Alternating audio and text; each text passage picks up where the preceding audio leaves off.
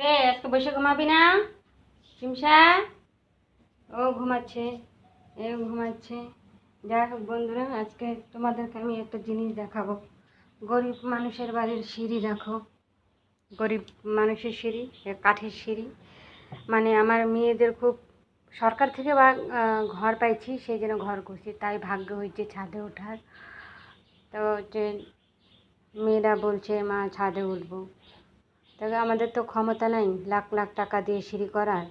তাই কোনো রকমে যে আমাদের কাঠের সিঁড়ি, এটা দিয়ে উঠতে তো পারি, এটাই ইচ্ছা যে ছাদে ওঠা নিয়ে কথা। তা যাই হোক বন্ধুরা, তোমাদেরকে আমি একটা জিনিস দেখাবো। গরিব মানুষের বাড়ি দেখো, ছোটোখাটো একটা ছাদ বাড়ি আমাদের। যাই হোক, যেমনই হোক, যার কাছে যেটুকু আছে সেটুকুই অনেক। তো তোমাদেরকে একটা জিনিস দেখাবো, এই জন্যই আসলাম। দেখো কেমন লাগছে অবশ্যই বলবে। দেখো চালের উপরে কে কে ভালোবাসো। আমার মেয়েদের তো জান এই জিনিসটা হচ্ছে কলার মোচা, কে কি বলে জানি না, আমরা মোচা বলি।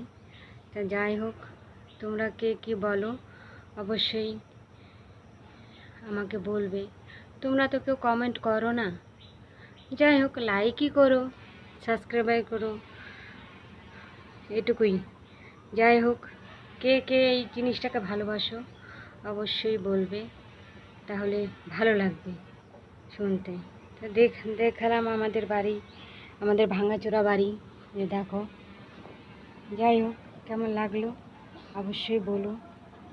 রাধে রাধে। আজকে গাছে এইবার অন্তত গাছে এবার অত আম ধরেনি। এই যে দেখো, আর প্রচণ্ড গরম, ছাদে আর উঠলাম না।